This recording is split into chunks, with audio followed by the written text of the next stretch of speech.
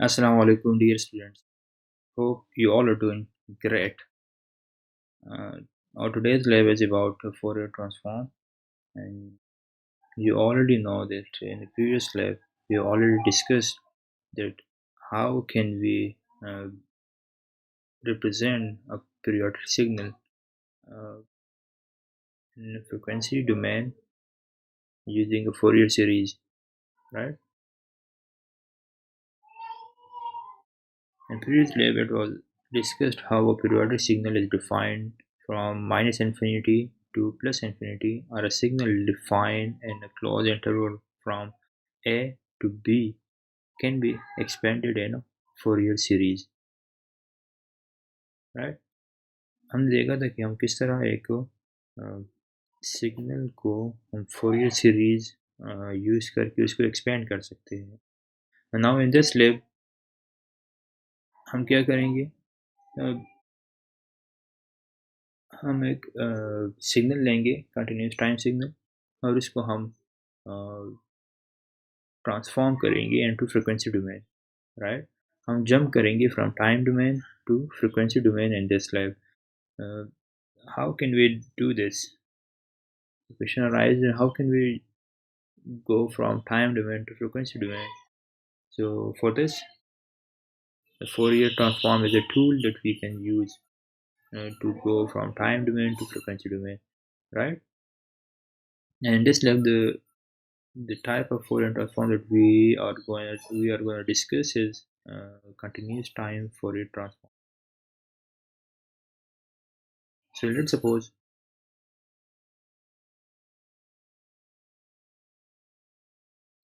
we have a continuous time signal x of t, right? And after transforming it to frequency domain, we get capital X of omega. Now this capital X of omega represent the frequency domain signal, right? Uh, uh, we can we can denote Fourier transform by the symbol capital F with curly brackets, right? So let's suppose we have a continuous time signal x of t, and by applying the Fourier transform, we jump into the frequency domain from time domain, and the frequency domain is represented by capital X of omega, right? The t here represent time domain, and omega here represent the frequency domain. Now, how can we compute a Fourier transform of any signal? This is the mathematical equation to finding out the Fourier transform of a continuous time signal. Let's suppose we have a continuous time signal x of t, and if we want to transform it to frequency domain, then we have to apply this formula, which is equal to integration minus infinity to plus infinity x of t is the time domain signal, right? And to exponential minus j omega t into dt, right? By applying this, we can jump from time domain to frequency domain, and we will get a capital X of omega, right? Now, as we all know that omega is equal to 2 pi f, right? So if we want to represent our signal, our our equation, if we want to represent this equation uh, using f replacing the omega, इसके लिए फिर हम क्या कर सकते हैं, हम simply omega की जगह यहाँ पर आप 2 पाई एफ पुट कर ले बस. So by doing this, we will get this equation, right? हमने खाली क्या किया है, हमने ओमेगा की जगह यहाँ पर f पुट कर दिया है, सही है. और यहाँ पर भी ओमेगा की जगह हमने 2 पाई एफ पुट कर दिया है. यहाँ पर f मेंशन नहीं है, लेकिन यहाँ पर आपने f लिखना है, ठीक है. Now what if we want to find out the inverse Fourier transform? Let's suppose uh, we have applied the Fourier transform on continuous time signal, and we got there when we got to the frequency domain. Now, if we want to go back to the time domain, right, what will we do? For this, we have another tool which is known as inverse Fourier transform. और inverse Fourier transform को use करके आप क्या कर सकते हैं, frequency domain से वापस आप टाइम डोमेन में जा सकते हैं। ठीक है, तो लेट सपोज आपके पास कैपिटल एक्स ऑफ ओमेगा आपके पास फ्रिक्वेंसी डोमेन में सिग्नल था, और उससे आप वापस टाइम डोमेन में जाना चाहते हैं, एक्स ऑफ टी फाइंड करना चाहते हैं। तो इसके लिए आप क्या कर सकते हैं, इनवर्स फोरियर ट्रांसफॉर्म अप्लाई करेंगे कैपिटल एक्स ऑफ ओमेगा पे, तो इससे आप एक्स ऑफ टी हासिल कर सकते हैं। ठीक है, अब इनवर्स फोरियर को हम डिनोट करते हैं capital F inverse with curly bracket, right? Now the mathematical equation for inverse Fourier transform is, this is capital X of omega, a signal in frequency domain. Applying the inverse Fourier transform, we get into the time domain, right? So the mathematical equation for inverse Fourier transform is 1 divided by 2 pi integration with the limit from minus infinity to plus infinity capital X of omega into exponential minus j omega t or into d omega, right? This is the equation for inverse Fourier transform, finding the inverse Fourier transform, right? If we want to represent, if we want to replace the omega with f, then simply replace it with f and put omega equal to 2 pi f, right? So I replace it with f, and here the omega is replaced with 2 pi f, as we all know that omega is equal to 2 pi f, right? तो अगर आपने frequency इसमें frequency में अपने define करना है, ठीक है, तो आप क्या कर सकते हैं, आप सिंपली ओमेगा की जगह यहाँ पर एफ लिखते हैं। ओमेगा को हम कहते हैं एंगुलर फ्रिक्वेंसी, राइट? और ये जो एफ आपके पास है, ये है सिंपल आपकी फ्रिक्वेंसी, हम रेडियन में डिफाइन करेंगे, ठीक है, और ये जो हम हर्ट्ज में डिफाइन करते हैं, ठीक है। इसको हम कहते हैं एंगुलर फ्रिक्वेंसी या cyclic frequency, which is measured and radian per second, where the frequency F is measured in hertz, right? जिससे हम कहते हैं कि ये 2 हर्ट्ज का सिग्नल है, ये 3 हर्ट्ज का सिग्नल है, ठीक है, तो वो सिंपल फ्रिक्वेंसी है। जबकि एंगुलर फ्रिक्वेंसी ओमेगा को हम रिप्रेजेंट करेंगे रेडियन पर सेकंड से, ठीक है। अब लेट्स सपोज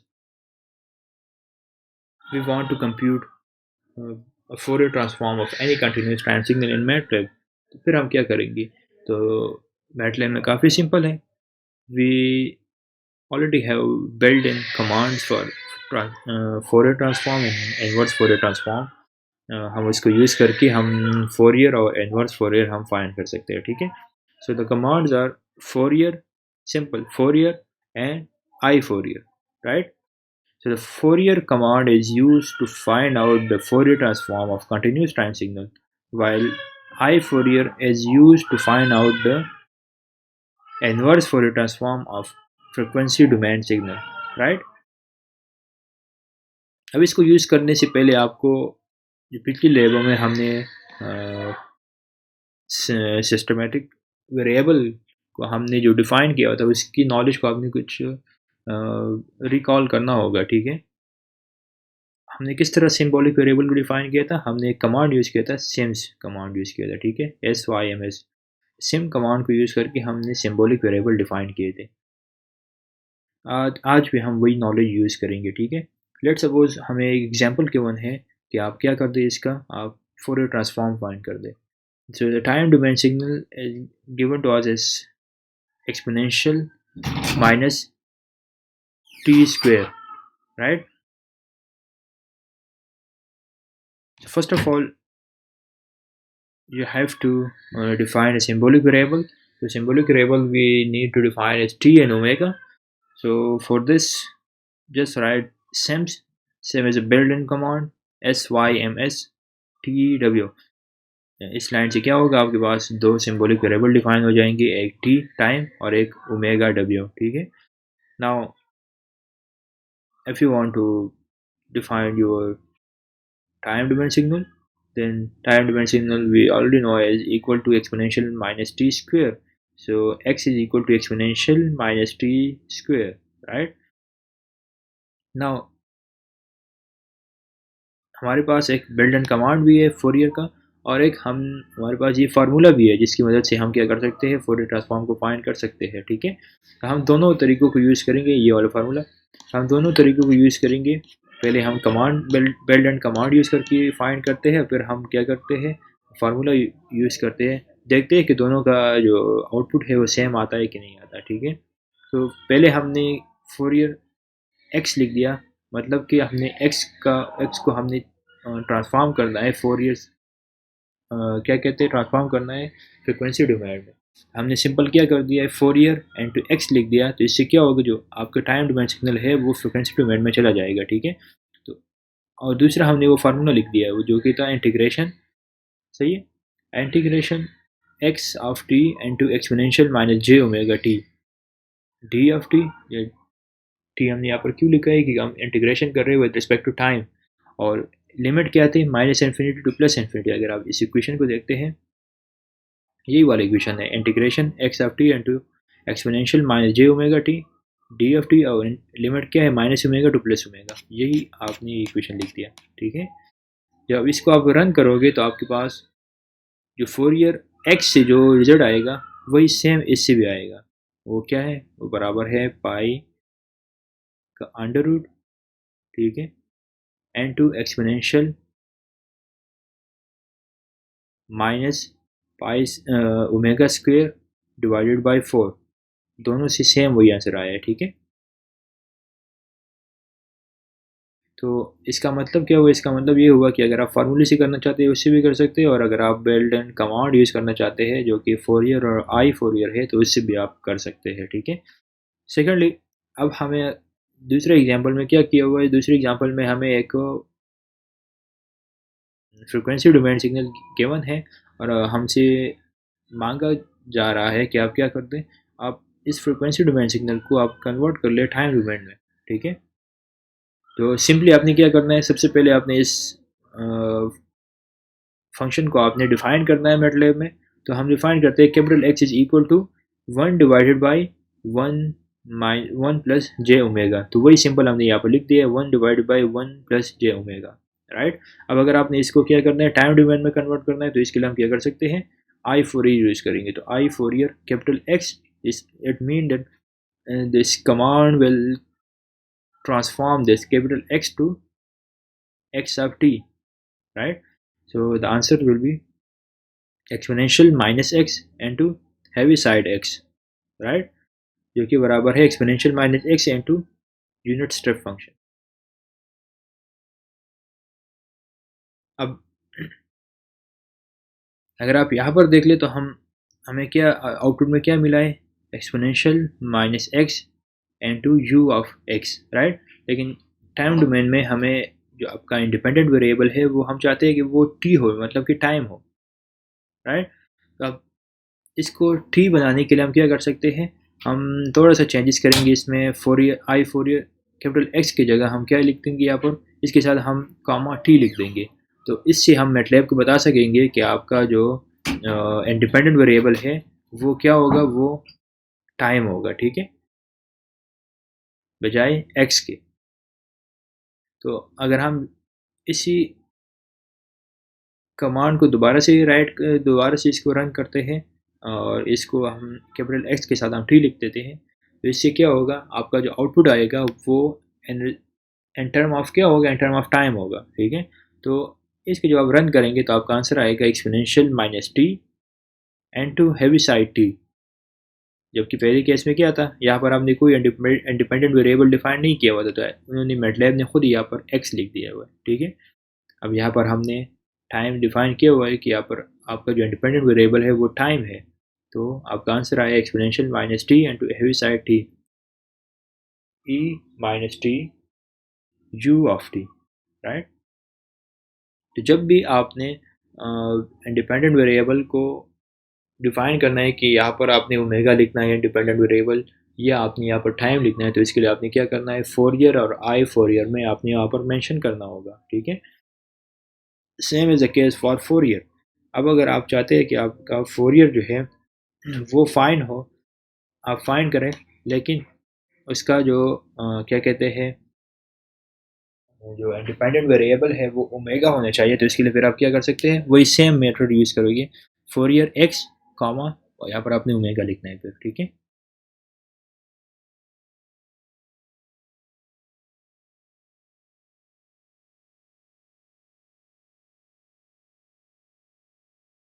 और यही सिंटेक्स जो है ये आपने हर जगह पर यूज़ करना है, क्योंकि ये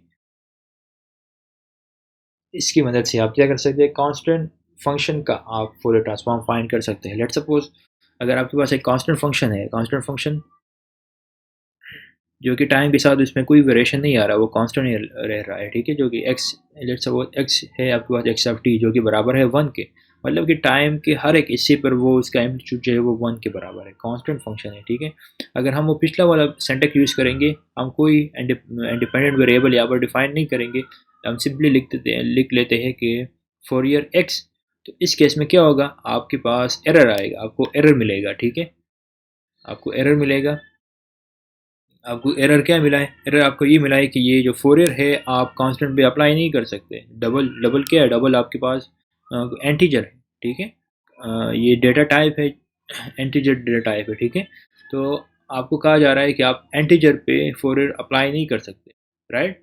लेकिन जब आप ये वाला सिंटेक्स यूज़ करेंगे, जहाँ पर आपने इंडिपेंडेंट वेरिएबल पहले से डिफाइन किया हुआ है, यहाँ पर आपने क्या लिखा हुआ है, एक्स कामा ओमेगा, मतलब आप इसका फोरियर फाइंड करना चाहते हैं and and in term of omega, तो आप इस केस में आपके पास कोई एरर नहीं आएगा, आपको आंसर मिल गया क्या, two pi direct omega. Direct क्या है, यूनिट एम्पल्स फंक्शन, ठीक है, जिसको हम डेल से डिनोट करते हैं, ठीक है, two pi and two del omega. तो ये आपके पास क्या आ गया, कांस्टेंट फंक्शन जो कि वन के बराबर है, इसका फ्रिक्वेंसी डोमेन सिग्नल आ गया, ठीक है, आफ्टर अप्लाइंग फोरियर ट्रांसफॉर्म। अब अगर आप चाहते हैं कि आप अपनी वेरिएबल को चेंज करना चाहते हैं एंड आप ओमेगा की जगह एस लिखना चाहते हैं, तो आप क्या करें, सिंपली एक्स कॉमा एस लिख दें, तो आपके पास जो आंसर आएगा वो क्या होगा, ओमेगा की जगह एस में आएगा, ठीक है। यहाँ पर देख लिया, यहाँ पर डायरेक्ट एक्स लिखा हुआ है, यहाँ पर डायरेक्ट ओमेगा लिखा हुआ है। इसी तरह आप क्या कर सकते हैं, अपनी वेरिएबल को चेंज कर सकते हैं, ठीक है। तो यही था आपका आज का लैब फॉरियर ट्रांसफॉर्म के बारे में, और इसके कुछ सिंपल से टास्क है, आपने ये टास्क परफॉर्म करने हैं। सिंपल आपने क्या करना है, आपको एक टाइम डोमेन सिग्नल गिवन है एक्स ऑफ टी, उसका आपने फोरियर ट्रांसफॉर्म फाइंड करना है। फोरियर ट्रांसफॉर्म फाइंड करने के लिए आपको फार्मूला भी गिवन है, और आपको वो कमांड भी आपको समझा दिया गया है, तो आप दोनों को यूज़ कर सकते हैं, ठीक है। दूसरा क्या है, आपको एक सिंक फंक्शन गिवन है और इसका आपने फोरियर ट्रांसफॉर्म फाइंड करना है, ठीक है। और फिर आपको फ्रिक्वेंसी डोमेन में सिग्नल गिवन है, इसका आपने इन्वर्स फोरियर ट्रांसफॉर्म फाइंड करना है, ठीक है। ये भी आप या तो बिल्ड एंड कमांड से यूज़ कर दें, आई फोरियर से, और ये आप क्या कर सकते हैं, आप उसको भी यूज़ कर सकते हैं, फार्मूले को भी यूज़ कर सकते हैं, ठीक है। क्वेश्चन नंबर 4 थोड़ा सा ट्रिकी है, लेकिन ये भी इजी है, इसमें कोई मुश्किल नहीं है। आपको एक्सेप्टी गिवन है, आपने क्या करना है, इसको आपने पहले फ्रिक्वेंसी डोमेन में कन्वर्ट करना है यूजिंग फोरियर ट्रांसफॉर्म, ठीक है। और फिर आपने इसका मैग्नीट्यूड फाइंड करना है, एंगल फाइंड करना है, रियल पार्ट फाइंड करना है, इमेजिनरी पार्ट फाइंड करना है। ये सारी चीज़ें आपने पिछली लैब में किए हुए ऑलरेडी, ठीक है, तो वहाँ से आप हैंड ले सकते हैं। ओके गाइज, इसके अलावा अगर किसी को कोई कन्फ्यूजन हो, कोई क्वेश्चन हो, तो आप मुझसे कांटेक्ट कर सकते हैं through WhatsApp, email, any time, and I will be more than happy to help you guys, right.